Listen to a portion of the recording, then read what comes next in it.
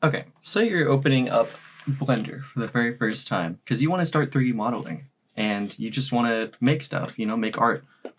You open up YouTube and you look up tutorials, and obviously the first thing everyone starts out with is the Blender donut tutorial from Blender Guru.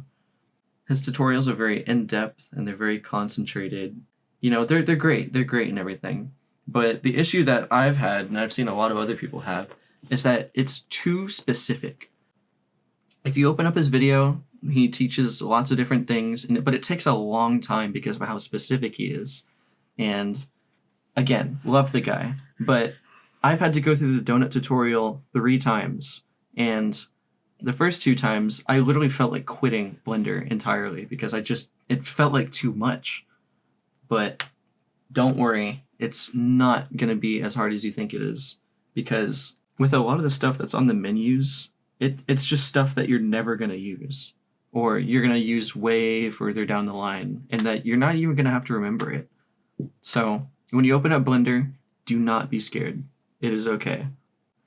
I also want to clarify, I am in no way a professional with this program. I am still learning a bunch of stuff, but I just want to make this tutorial so that it's easier for other people to understand the basics.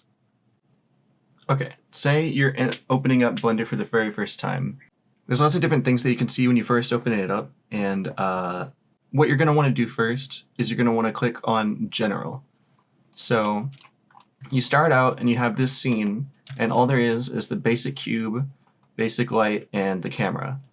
What you're going to want to do is delete it. So to do that, you're going to want to press X and press delete. And so, okay, now we have this empty scene.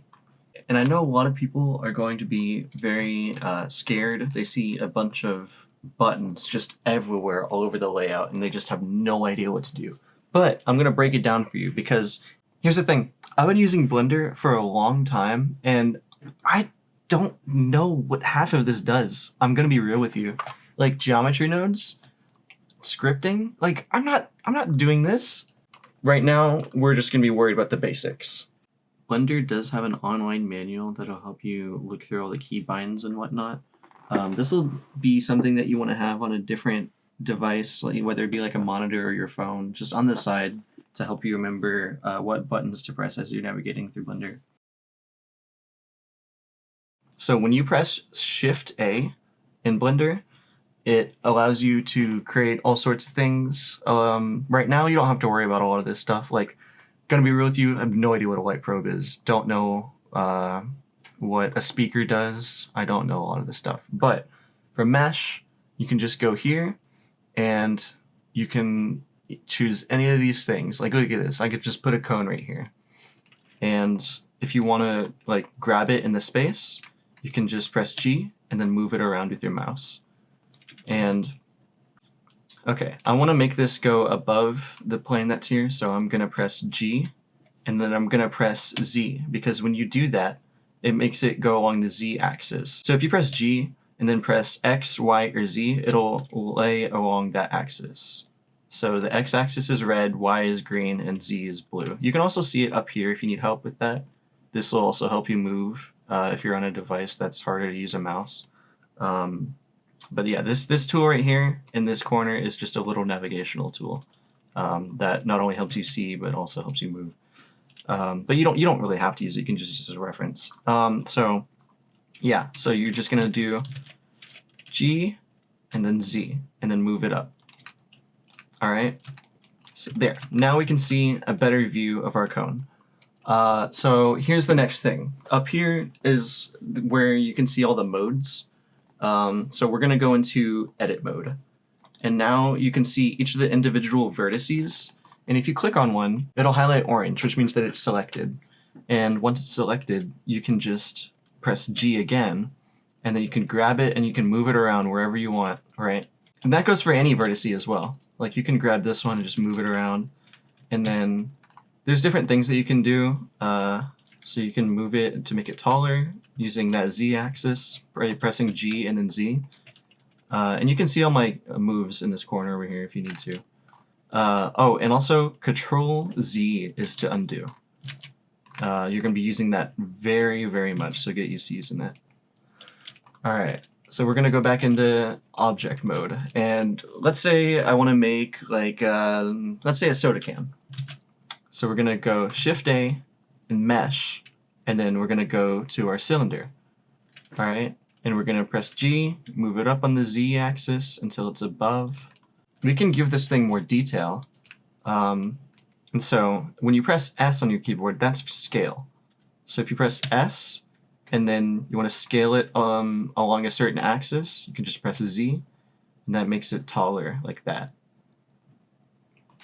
All right, and so now what we're going to do is we're going to go back to edit mode, and then if you want to select all the vertices along like a row, you can press just any of the vertices real fast, and then you press Alt along that line, and that selects all of them on a row. Now what we're going to do is called inset. You can see it on the side over here, inset faces. What this is going to do is make it so that you can put some vertices down in the center like this. And then now with that, you can make it a little taller like a can, right? Okay. And so now if you want to make it a little more realistic, you can inset it again. And then we're going to press G and then go down on the Z axis. See, we keep going down the Z axis. So the next thing that we can do in edit mode is called a loop cut. This basically makes it so that you can split the vertices in any spot. So we're going to go over here to loop cut. You can click it, or you can do Control R. It'll highlight the area on which the vertices are going to go, but you can do it anywhere, honestly. As long as you can just click in the general direction of where it is. Like let's say you want to do it at the bottom of the can and add those vertices along the row. You can just click it and then drag down, and then you can put them right here. And then you can do whatever. To make things easier so that we can get this top part just as easy, we're gonna make it right down the middle. And then if you want to delete vertices, you're gonna go back to your selection tool, and then you're going to just select using the blocks, and then to delete things you're going to press X, and then it's going to have a little pop-up, and you can choose any of these things. What we're going to do is vertices, because we want all of these little vertices to go away. Now you got half a can, so what we're going to do basically is mirror it. So we're going to go back to object mode, and then there's a thing that will help you a lot along the way, which is called modifiers. Now, modifiers are pretty self-explanatory. They just help you modify a mesh and its shape. So we're going to go to Add Modifier. It's this little blue wrench right here. And then we're going to go to Search. And then we're going to look for Mirror. So we type in Mirror right here. Yeah, we're going to go to the cylinder, and then we're going to choose our axis. So we're going to do the Z-axis because we want it to duplicate along the Z-axis. It's going to go on the other side. And so look at that. Now we have our mirror. And it looks a little clunky, and it looks a little flat on these faces. So what we're going to do is we can right click, and then you can shade smooth. And now it looks a little too round, because there are parts of a can that are very firm or whatever, but so to fix this, we're going to go into edit mode, and then we're going to click a vertice, and then we're going to press Alt again. And now you can see that this whole ring is highlighted. We can go to Edge, and then we go to Mark Sharp. This gives it that clean edge that we want. So like when you make things smooth, it's obviously going to just make the entire thing smooth. But this makes it so that you can choose where you want it to be smooth. Going to Edge, Mark Sharp. And look at that. Also, if you want this modifier to be completed, then you just go over here, click this little down arrow, and press Apply. And this makes it so that that modifier is locked in and confirmed, so that now when you go into edit mode, you can see all of the vertices that you changed on both sides. And now, say you're on this little view right here. This view makes it so that you can see one side perfectly clear.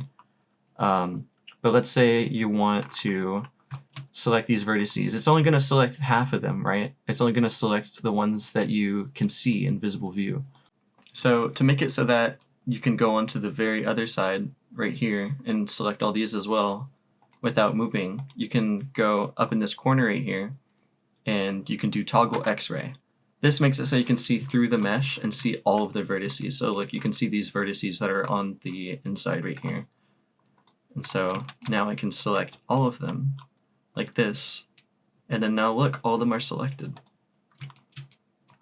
And so now we can just press G and we can make it taller if we want, make it like a Monster Energy can or something. Make sure you every so often go to File and then Save. And if you haven't saved before, then it'll show up with this menu. And what you're going to do is you're going to just rename your file. Let's call this one Can Blend. And then just navigate to where you want it to be stored. I want it to be stored in this Downloads folder. So then I'm just going to do Save Blender File, and boom. But now every time you save, you can just go File, Save, and you don't have to go to that thing again. Let's say you want like several cans, you want to make like a store shelf, a shelf full of monsters. Then you can just press Shift and D, and then you can move it along whichever axis that you want to make it go in a row. And then you can just do that over and over, Shift D and then Y. Shift D, Y. See, look, now we got 4 monsters. But let's say these are each going to be individually their own kind of monster. Let's say we want the white monster, the red one. You can just keep them different by going up in here and renaming it. You're going to want to rename it. This one's going to be our white monster. And then this one's going to be our red one. You can see which one is selected because it'll be highlighted up here. So like when I click it, you can see right here. So this one's red monster. This is just so you can differentiate it for later because there's different things that you can do like shading. I'll go ahead and show that now. So for shading, don't be scared, don't be scared. This entire thing, don't know most of this stuff. Video sequencer, movie clip editor, have no idea what that does. I mean, I can make an assumption, but So we're gonna go into our shader editor and then going to click on our white monster, right? We want it to be white. So we're gonna click here and then we're gonna zoom in using our scroll wheel. And then you can see that this is where we can change our color. Now, it's not going to show up at first, but if you go to the top right here, there's different modes that you can have your view in. You can do wireframe. This makes it so that you can see right through it. This one's solid view. And then this one is material preview. And then this one's rendered.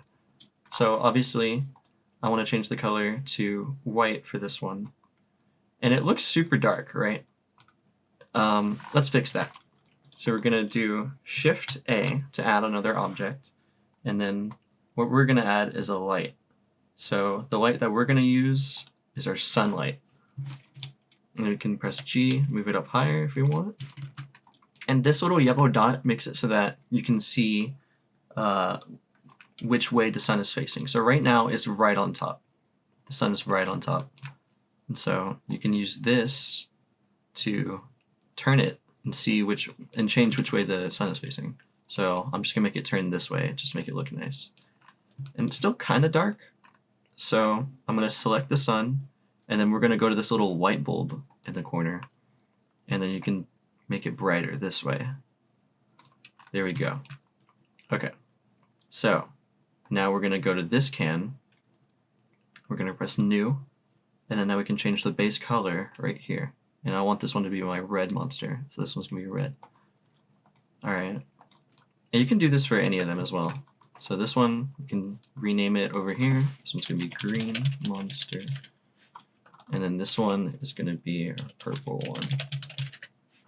Yeah, purple one. All right, so this one's green. And this one's our purple one. I know I'm going kind of fast through this, but just pause the video or slow it down if you're struggling with anything. Alright, I know I started out with a can, but you can literally start out with anything. Like you can even start out with a phone that you have by just going to Mesh and then Cube. But you're going to press G to move it, and then you're going to go into Edit mode, and then you can take these vertices and you can make it smaller using G and then Z. And then, you know, let's say you want to make it the size of a phone. You're going to be able to select all the vertices by going into X-ray mode, select, and then we're going to scale by pressing S. And then you can go along the X-axis like this, right? Boom, you got your phone. It's a little basic, but you can also use some of these tools and try to read through the Blender manual to help out a little bit if there's something specific that you want to do.